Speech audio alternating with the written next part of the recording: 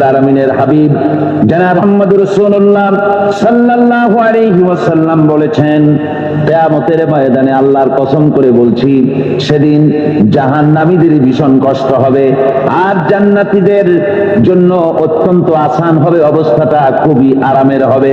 নবীজি বলেন, এক ফরজ নামাজ, এক ওয়াক্ত ফরজ নামাজ আদায় করতে যে সময়টুকুন লাগে, কিয়ামতের মাঠের এই সময় এত বড় বিরাট লম্বা সময় জান্নাতীদের জন্য এরকম হালকা হয়ে যাবে। সুবহানাল্লাহ। হযরত আবু সাঈদ খুদরী রাদিয়াল্লাহু তাআলা হাদিস কেন বর্ণনা করেছেন, এক ওয়াক্ত নামাজ, একটা ফরজ নামাজ পড়তে যতটুকুন সময় লাগে, এতটুকুন সময়ের ভেতরে জান্নাতীদের কারবার শেষ হয়ে যাবে। সুবহানাল্লাহ বিহামদি। আর ওদের কারবার তো শেষই হবে না। ওয়ায়াউমা তাশাক্কাকুস সামাউ বিল গামামি ওয়া নুজ্জিলাল মালাইকাতু তানজিলা। ওরা ফেরেশতা দেখতে চায়, সেদিন আসমান সমূহ বিদীর্ণ হয়ে মেঘ পুঞ্জ বেরিয়ে আসবে, আত্মপ্রকাশ করবে, তার ভেতর থেকে ফেরেশতারা ক্রমাগত নাজিল হতে থাকবে। আর অবস্থাটাই হবে, আল মুলকু ইয়াউমাইযিনিল হাক্কু লির-রাহমান ওয়া কানা ইয়াওমান আলাল কাফিরিনা আসীরা। আর সেদিনে বাদশাহী হবে কেবলমাত্র রহমানের। ওয়া কানা ইয়াওমান আলাল কাফিরিনা আসীরা। আর সেই কিয়ামতের দিন, সেই সময়টা হবে কাফেরদের জন্য বড়ই কঠিন। এখানে কিয়ামতের কিছু কথা বলা হচ্ছে, কিছু আভাস দেওয়া হচ্ছে যে আসমান সমূহ বিদীর্ণ হয়ে মেঘ পিণ্ড বেরিয়ে আসবে এবং তার থেকে ক্রমাগত ফেরেশতারা নাজিল হতে থাকবে। আল্লাহর হাবিব বলেছেন, কেউ যদি কিয়ামতের দৃশ্য দেখতে চায়, সেজন্য সূরা ইজা শামসু কুবিরাত ওয়া ইজা সামাউ ফাতারাত, ইজা সামাউ শাক্কাত, এই সূরাগুলি যেন পড়ে, তাহলে কিয়ামতের দৃশ্য তার চোখের সামনে প্রতিভাত হবে। কিয়ামতের দৃশ্যটা আসলে কেমন হবে, সেই সূরাগুলি তেলাওয়াত করলে সে বুঝতে পারবে। যেমন আল্লাহ পাক বলছেন, ইযাস সামাউ ফাতারাত ওয়া ইযাল কাওয়াকিবু তাফারাত ওয়া ইযাল বিহারু ফুজ্জিরাত ওয়া ইযাল কুবুরু বুসিরাত। যখন আকাশসমূহ চূর্ণ বিচূর্ণ হয়ে যাবে আর তারকাসমূহ বিক্ষিপ্ত হয়ে পড়বে, সমুদ্র মহাসমুদ্রগুলি দীর্ণ বিদীর্ণ হয়ে যাবে, কবরগুলি সব উদ্গীরণ করে দেবে, তার মধ্যে যা আছে সে সবগুলি। আবার আল্লাহ পাক বলেন, ইযাশ শামসু কুবিরাত ওয়া ইযান নুজুমুন কাদারাত ওয়া ইযাল জিবালু সুজ্জিরাত। সূর্য যখন ঢেকে যাবে, তারকাগুলি যখন বিপর্যস্ত হয়ে যাবে আর পাহাড়গুলি যখন চালিয়ে দেওয়া হবে, এই দৃশ্য তোমরা দেখতে পাবে। فإذا النجوم طمست وإذا السماء فرجت وإذا الجبال نسفت। সেদিন অবস্থা এমন হবে, সমস্ত তারকাগুলি স্তিমিত হয়ে যাবে আর আকাশসমূহ দীর্ণ বিদীর্ণ হয়ে যাবে। আর দেখতে পাবে পাহাড়গুলি, সমস্ত পাহাড়গুলিকে উড়িয়ে দেওয়া হবে। আবার অবস্থা আরো কি হবে, ফাইদা বারিকাল বাসারু ওয়া খাসাফাল কামারু ওয়া জুমিআশ শামসু ওয়াল কামার। যখন চক্ষু বিস্ফারিত হয়ে যাবে মানুষের, চাঁদ আর সূর্য নিষ্প্রভ হয়ে যাবে, সব একাকার হয়ে যাবে, চন্দ্র এবং সূর্য তার অস্তিত্বকে হারিয়ে ফেলবে। শুধু তাই নয়, ওয়া হুমিলাতিল আরদু ওয়াল জিবালু ফাদুক্কাতা দাক্কাতাও ওয়াহিদা। জমিন ও পাহাড়গুলির মধ্যে সংঘর্ষ লাগিয়ে দেওয়া হবে আর তা এক ধাক্কায় জমিন এবং সমস্ত পাহাড়গুলি চূর্ণ বিচূর্ণ হয়ে যাবে।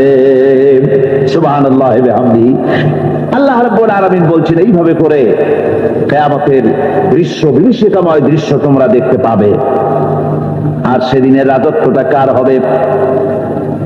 الملك يومئذ الحق للرحمن, সেদিনের রাজত্ব হবে কেবলমাত্র রহমানের। অর্থাৎ যেসব কৃত্রিম বাদশাহী দেখে তোমাদের চোখে ধাঁধা লেগে গিয়েছে, তোমাদেরকে দুনিয়ার বাদশাহী দেখে তোমরা ধোঁকায় পড়ে গিয়েছো, এসব বাদশাহী কিছুই টিকবে না সেদিন। সেদিন শুধু বাদশাহী থাকবে একমাত্র আল্লাহ পাকের। কার থাকবে বাদশাহী? জোরে বলেন কার? আল্লাহ রাব্বুল আলামিন যখন কিছুই থাকবে না ঘোষণা করবেন লিমানিল মুলকুল ইয়াউম লিল্লাহিল ওয়াহিদুল কাহ্হার। আজকে কার রাজত্ব? চারিদিক থেকে আওয়াজ আসতে থাকবে, পরাক্রমশালী আল্লাহ রাব্বুল আলামিনের রাজত্ব আর কারো নয়। হাদিস শরীফে এসেছে, বুখারী মুসলিম শরীফের হাদিসে এসেছে, আল্লাহ নবী বলেন আল্লাহ রাব্বুল আলামিন তখন তার এক হাতে আকাশ মণ্ডলীকে ধারণ করবেন, আর এক হাতে জমিনকে ধারণ করবেন। আকাশ মণ্ডলী এক হাতে, জমিন এক হাতে। এভাবে আল্লাহ রাব্বুল আলামিন বলবেন আইনাল জাব্বারুন আইনাল মুতাকাব্বিরুন, কোথায় সেই স্বৈরাচারীরা, কোথায় সেই দুর্বিনীত অহংকারী স্বৈরাচার যারা আমার জমিনের উপরে আমার মানুষের উপরে রাজত্ব চালিয়েছে, তারা আজকে কোথায়? কোথায় সেই অহংকারীরা? আল্লাহ পাক সেদিন যে বলবেন, সেদিন তো বলবেন, কিন্তু দুনিয়ার মাঝেও স্বৈরাচার যারা, অহংকারী যারা, তাদের শাস্তি পৃথিবীর বুকেও দেন, আর সেদিন তো দিবিনি। কত স্বৈরাচার আমরা দেখলাম, কত অহংকারী দেখলাম, যাদের তর্জনী হেননে লক্ষ কোটি কোটি মানুষ উঠত আর বসত। তাদের জিল্লাতির সঙ্গে আল্লাহ রাব্বুল আলামিন কতজনকে বিদায় করে দিলেন। ফুলের মালা নিয়ে কুলাতে পারে নাই, পা থেকে শুরু করে গলা পর্যন্ত ফুলের মালা দিয়া ডুবাই দিল ভক্তরা। আবার আল্লাহ রাব্বুল আলামিন এমন শাস্তি দিলেন, ফুলের মালার পরিবর্তে জুতার মালা নিয়ে জেলের মধ্যে ঢুকাইয়া দিলেন। ঠিক কিনা গণ? অহংকারী আর স্বৈরাচার যারা হয়, আল্লাহ পাক এভাবে তাদের দৃষ্টান্ত দেখিয়ে দেন। আমরা কত দেখলাম, 9 বছরের রাজা 10 বছরের সাজা। পৃথিবীর বুকে যারা অহংকার করে, যারা স্বৈরাচার হয়, আল্লাহর আইনকে যারা বৃদ্ধাঙ্গুষ্টি প্রদর্শন করে, আল্লাহ পাক তাদের জমিনেও দেখান। এখানে চূড়ান্ত ফয়সালা আল্লাহ করেন না, আসল ফয়সালার জায়গা তো আছেই, তবে এখানে নমুনা দেখায় দেন। কিন্তু মুশকিল হচ্ছে, ইতিহাসের সবচাইতে বড় শিক্ষা হলো ইতিহাস থেকে মানুষেরা শিক্ষা গ্রহণ করে না। একজনে যে কাম করে বিপদে পড়ে, আর একজন এসে আবার সেই পথে অগ্রসর হয়, নিশ্চিত মৃত্যুর পথে। আমার বন্ধুগণ, আল্লাহ পাক বলছেন সেই দিন আমার রাজত্ব হবে, আর কারো রাজত্ব হবে না। ওয়া কানা ইয়াওমান আলাল কাফিরিনা আসীরা, আর ওই দিনটা, ওই কিয়ামতের দিন হবে কাফেরদের জন্য সবচাইতে কঠিন। সবচাইতে কঠিন হবে কাদের জন্য?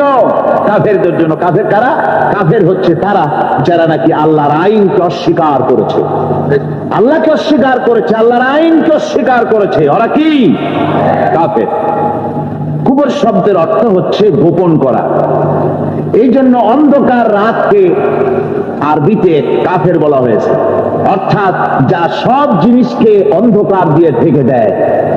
তো কুফর হচ্ছে সেই জিনিস যা মহাসত্যকে ঢেকে দেয়, সত্যকে, মহাসত্যকে ঢেকে দেয় যে জিনিস, সেটাকে কুফর বলা হয়। আর এই কাফের অন্ধকারে ঘুরে মরে, সে কোন আলোর খোঁজ পায় না। আল্লাহ রাব্বুল আলামিন বলেন, কাফেরদের কথা এখন শোনাচ্ছেন আল্লাহ পাক, ওয়াল্লাযীনা কাফারু আউলিয়াউহুমুত তাগুত ইউখরিজুনাহুম মিনান নূরি ইলাজ যুলুমাত। যারা কাফের, যারা কুফরি অবলম্বন করেছে, তাদের সাহায্যকারী আর পৃষ্ঠপোষক হচ্ছে তাগুত। তাগুত বলা হয় সেই শক্তিকে যে শক্তি শুধু নিজেই আল্লাহর আইন অমান্য করে বসে থাকে না, বরং অন্যদেরকে আল্লাহর আইন অমান্য করতে বাধ্য করে। ওদেরকে আরবিতে কি বলা হয়? তাগুত বলা হয়। আর এই তাগুতি শক্তি, এই তাগুত হয় তার সাহায্যকারী, যা তাকে আলো থেকে টেনে অন্ধকারের ভেতরে নিয়ে যায়। আর কাফের হচ্ছে আল্লাহ পাকের ভাষায় অর্থাৎ কোরআনের ভাষায় কাফের হচ্ছে সবচাইতে নিকৃষ্ট প্রাণী, সবচাইতে নিকৃষ্ট জীব, মহাসত্যকে যারা স্বীকার করেছে, যারা আল্লাহকে মানে না, যারা আল্লাহ কোরআনকে মানে না, যারা ইসলামকে স্বীকার করে না, তারা সবচাইতে নিকৃষ্ট প্রাণী। আল্লাহ রাব্বুল আলামিন বলেন, ইন্না শাররাদ দাওয়াবি ইনদাল্লাহিল্লাযীনা কাফারু ফাহুম লা ইউমিনুন। নিশ্চয়ই আল্লাহর জমিনে সব বিচরণশীল জীব যত আছে, আল্লাহ বলছেন আমার জমিনে বিচরণশীল জীব যত আছে তার মধ্যে সবচাইতে নিকৃষ্ট প্রাণী হলো যারা ঈমান আনে নাই, যারা বিশ্বাস করে না আমি আল্লাহকে, যারা পরকালকে বিশ্বাস করে নাই, যারা কোরআনকে বিশ্বাস করে নাই, যারা ইসলামকে বিশ্বাস করে নাই, পৃথিবীর মধ্যে তারা সবচাইতে নিকৃষ্টতম প্রাণী। আল্লাহ বলেন শুধু নিকৃষ্ট জনক নিকৃষ্ট প্রাণী বললেই সারে না, এরা হলো চতুষ্পদ জানোয়ারের মতো। কে বলতেছেন? আমি বলছি না, কিন্তু আল্লাহ পাক বলতেছেন চতুষ্পদ জানোয়ারের মতো কাফেরেরা।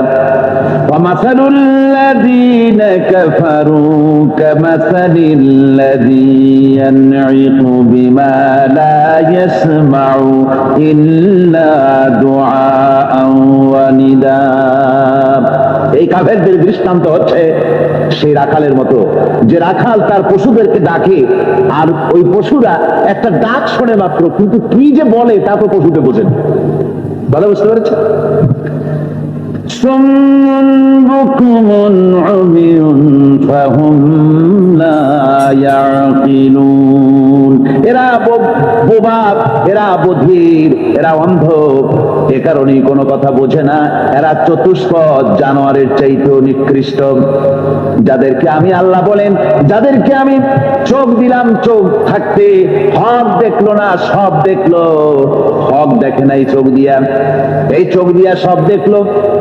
নারীর সৌন্দর্য উপভোগ করলো আর নারীর অঙ্গ প্রত্যঙ্গ নিয়ে নানা ধরনের গল্প লিখলো, কবিতা লিখলো, কিন্তু এই সৌন্দর্য যিনি দিলেন তারেও চিনল না। আছে না কত কবি আমাদের দেশে? আমার দেশের সেই কবি জাতীয় পুরস্কার পায় যে কবি নারীর বিশেষ বিশেষ অঙ্গ নিয়ে বেশি করে নির্লজ্জ কবিতা লিখতে পারে, ওই হলো সবচেয়ে বড় কবি। আমার বন্ধুগণ, একজন বুজুর্গ ব্যক্তি তিনি পথ দিয়ে যাচ্ছিলেন, তো সে পথে এক সুন্দরী যুবতী মেয়েকে দেখে সেই যুবতী মেয়ের দিকে এই বুজুর্গ ব্যক্তি এক নজরে তাকায় আছে। তখন এই ঘটনাটাকে কবি এভাবে লিখতেছেন সাজায়, একদা সুখদায়ক প্রমোদা বদন দর্শন করিব ঝরিল নয়ন, হেসে কহে সে রূপসী সবিস্ময় মন, কহ দেখি মহাশয় কহ কি কারণ, বিষয় বিরাগী তুমি ভুবনে প্রচার, কি হেতু জন্মিল তব মানস বিকার, সামান্য ললনা রূপ করি দর্শন, উচিত না হয় তব অশ্রু বরিশন। বুজুর্গ ব্যক্তি ওই মহিলার দিকে তাকিয়ে তাকিয়ে কাঁদতেছেন। সুন্দরী মহিলা বলেন, আল্লাহর বুজুর্গ বান্দা, আপনি এলাকার ভিতরে বুজুর্গ এবং পীর হিসাবে, বুজুর্গ ব্যক্তি হিসাবে আপনি বিখ্যাত। আজকে আমাকে এখানে দেখে আপনি আমার দিকে তাকায় আমার রূপ উপভোগ করতেছেন আর কাঁদতেছেন।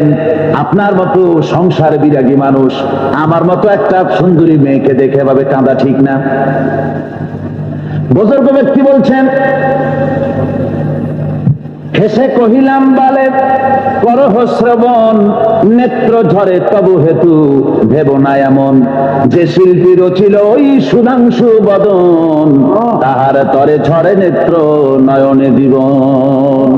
আল্লাহর বান্দি, আমি তোমাকে দেখি কান্দি না, আমার চোখে পানি বেরিয়ে গেছি। তোমারে দেখে আমি মনে মনে ভাবলাম, এত সুন্দর করে যিনি মানুষ বানিয়েছেন, না জানি ওই আল্লাহ রব্বুল আলামিন কত বড় সুন্দর। আমার ভাইরা, সুতরাং চোখ থাকতে ওরা আল্লাহ রাব্বুল আলামিনের কুদরত ওরা দেখে নাই, কান থাকতে কোরআনের আওয়াজ ওদের কানের মধ্যে ঢোকে নাই, বিবেক থাকতে আল্লাহর দ্বীনকে বুঝতে পারে নাই, চিন্তা করতে পারে নাই। আল্লাহ রাব্বুল আলামিন বলেন, উলাইকা কাল্লানাম, এরা হলো চতুষ্পদ জানোয়ার, বালহুম আদাল, শুধু জানোয়ার না, জানোয়ারের চাইতেও নিকৃষ্ট। এমনই জানোয়ার, আল্লাহ বলেন শুধু জানোয়ার না, জানোয়ারের মতো শুধু খায় জনমের মতো। ওয়াল্লাযীনা কাফারু ইয়াতামাত্তাউনা ওয়া ইয়াকুলুনা কামা তাকুলুল আনআম। এই কাফেরগুলির কাম শুধু ফুর্তি করা, গান বাজনা, নাটক, গল্প, এই সব কাজ তাদের। নামাজ নাই, রোজা নাই, আল্লাহর চিন্তা নাই, তাহাজ্জুদ নাই, পরহেজগারি নাই, শুধু গান আর নাচ।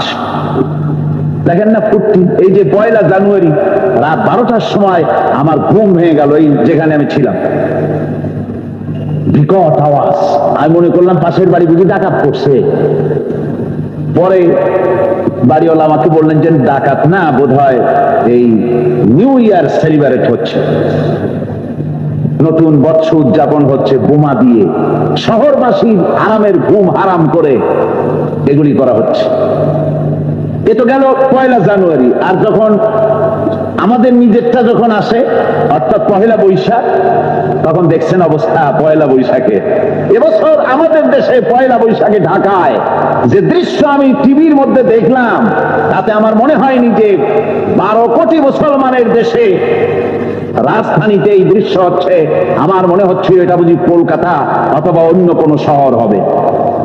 আমি দেখলাম সমস্ত যুবক যুবতী, নারী পুরুষ, বিভিন্ন বয়সের লোক সব একসঙ্গে রাস্তায় নেমেছে, নাচতেছে। তার মধ্যে বুদ্ধিজীবী আছে, শিক্ষিত লোক আছে, সমানে নাচতেছে। আর তাদের মুখোশ পরা, বানরের মুখোশ, কুকুরের মুখোশ, শূকরের মুখোশ, ঘোড়ার মুখোশ, পাতি শিয়ালের মুখোশ, এই মুখোশ পরে এভাবে নাচতেছে। আমি চিন্তা করলাম, নববর্ষের সাথে কুত্তার মুখোশের সম্পর্ক কি? নববর্ষের সাথে পাতি শ্রীগালের মুখোশের সম্পর্ক কি? তাহলে ওরা কি বলতে চায় যে আগামী বছরটা আমরা কুত্তার ভূমিকায় অ্যাক্টিং করব, অথবা শ্রীগালের মতো ধূর্তামি করব জাতির সাথে? তারপরে কি করলো? সকাল বেলায় যুবক যুবতী 1 বৈশাখ সূর্য উদয়ের আগে রমনা লেকের পাড়ে গিয়ে সব দাঁড়িয়েছে বাসন্তী রঙের শাড়ি পরে। তারপরে সেখানে দাঁড়িয়ে সূর্য উদয়ের পানে তাকিয়ে সকাল বেলায় ভাবে করজোর করে বলছে, এসো হে নববৈশাখ স্বাগতম হে। নববৈশাখ অলক্ষে বোধহয় এটা শুনে বলতেছে, বাবাজিরা আমারে ডাকতেছো, অপেক্ষা করো, আমি আসতেছি। আমারে ডাকতেছো, আমি আসতেছি, কোমরে গামছা বেঁধে আসতেছি, 225 মাইল স্পিডে আসতেছি, 30 ফুট উঁচু জলোচ্ছ্বাস নিয়ে আসতেছি, নববৈশাখের মজা সাত চাকায়। আমার ভাইরা, মুসলমান নববর্ষ উদযাপনের সাথে মুসলমানের কিসের সম্পর্ক? মুসলমান যদি এই দিন উদযাপনই করে, তাহলে তাকে করতে হবে ফজরের নামাজ পড়বে। মুসলমান নববর্ষ উদযাপন করবে, ফজরের নামাজ পড়বে, তারপরে কোরআন শরীফ তেলাওয়াত করবে, দরুদ শরীফ পড়বে, আল্লাহর দরবারে হাত তুলে বলবে, রব্বুনা আলামিন, একটি বছর পার করে দিলাম, নাফরমানি ছাড়া কিছুই তো করি নাই, বিগত বছরে যা করেছি মাফ করে দাও, আগামী বছরটা গোটা জাতি আর দেশের জন্য কল্যাণকর মঙ্গলময় করে দাও। এটাই তো বলা উচিত ছিল নাকি বলে, তা না করে, তা না বলে বৈশাখের পরিচালককে না ডেকে সরাসরি বৈশাখকে আহ্বান করা হয়েছে। আর বৈশাখ আহ্বান করার মজা জনমের মতো দেখাই দিয়েছে। আল্লাহ রাব্বুল আলামিন তাই বলেন, কাফেররা তাদের কাজ হলো শুধু খাওয়া, তারা এমন খাওয়া খায় জনমের মতো খায়। ইয়াকুলুনা কামা তাকুলুল আনাম, জানোয়ারে যেমন খায় ওই রকম খায়। তার মানে খায়, একটু বিসমিল্লাহ কয় না, খায়া যখন ছেড়ে দেয় তখন আলহামদুলিল্লাহ বলে না, বাহাজ্জে খায়, আবার বাহাজ্জে খায়। ডাব একটা কাটলো, বিসমিল্লাহ নাই, খাইলো, 2-4 ঢোক খাইয়া পুরা ডাবটা ঢালাই দিল। ডাবটা কি তোমার বাজান তৈরি করছিল নাকি? একটু বিসমিল্লাহ বললা না, একটু শুকরিয়া আদায় করলাম। আমি গত এই ডিসেম্বর গেল, ডিসেম্বরের 16 তারিখ আমেরিকা থেকে এসেছি। ওখানে দেখলাম তারা প্রতি নভেম্বর মাসের শেষ বৃহস্পতিবার থ্যাঙ্কস গিভিং ডে অবজার্ভ করে। তা আমি জিজ্ঞেস করলাম, থ্যাঙ্কস গিভিং ডে জিনিসটা কি? ওরা বললো এটা হচ্ছে এই যে গড আমাদেরকে সারা বছর ভালো খাওয়াইছে, আমাদেরকে ভালোভাবে পড়াইছেন, সুন্দর রেখেছেন, এই জন্য আমরা গডকে থ্যাঙ্কস দেই নভেম্বরের এই শেষ দিনটিতে। সারা বছরে ভালো খাইছি, ভালো থাকছি, এই জন্য গভর্নমেন্টকে মানে গডকে থ্যাঙ্কস দিলাম। আমি আমার আলোচনায় সেখানে বললাম যে দেখেন, রাশিয়ার সাথে আমেরিকার পার্থক্য তো এখানে, ওরা গডকে অস্বীকারই করেছে, গডই মানে না। আর এরা গডের নামাজ রোজা বা ইবাদত কিছু করুক আর না করুক, গডের অন্তত একটা ধন্যবাদ দেয়। ওরা ওদের ডলারে লিখেছে ইন গড উই ট্রাস্ট, প্রত্যেকটা ডলারে লেখা আমরা গডে বিশ্বাস করি। তো শুকর আদায় করলে তো আল্লাহ বাড়িয়ে দিবেন। আল্লাহ রাব্বুল আলামিনের সুন্নাত হলো শুকর যদি কেউ আদায় করে আল্লাহ বাড়িয়ে দেন। লা ইন শাকারতুম লাযীদান্নাকুম ওয়া লা ইন কাফারতুম ইন্না আযাবী লাশাদীদ। আমার নিয়ামতের শুকর যদি আদায় করো আমি বাড়ায় দেব, আর যদি নিয়ামতের শুকর আদায় না করো তাহলে মস্ত বড় শাস্তি তোমাদের জন্য রেখেছি। তো আমেরিকা শুকর আদায় করে নিজেরা খাইয়া, কিন্তু ওদের জমিন হলো বিশাল জমি। আমি কয়েকবার গিয়েছি এবং বহু স্টেট সফর করেছি। ওদের জমিন এত ফার্টাইল, জমিনে যদি রীতিমতো তারা ফসল ফলাতো, এই ফসল সারা দুনিয়ার দরিদ্র ভুভুক্ষ জনতাকে খাওয়াইয়া বাঁচাইতে পারত। কিন্তু ওরা তা করে না। ওরা করে কি? ওরা মুনাফার হার, বাজার দর ঠিক রাখার জন্য নির্দিষ্ট পরিমাণ জমিনের ফসল ফলায়, কিন্তু জমিন এতই উর্বর ওদের মেজারমেন্ট করা, মাপ করা, হিসাব করা ফসল হয় না, ফসল হয় বেশি। তখন বাড়তি ফসলকে তারা প্রতি বছর লক্ষ লক্ষ টন আলু আর গমকে তারা সমুদ্রে নিক্ষেপ করে। তাদের আলু এবং গম সেই সময় তারা নিক্ষেপ করে সমুদ্রে যখন ইথিওপিয়া, সুদানে মানুষ না খেয়ে মরছে।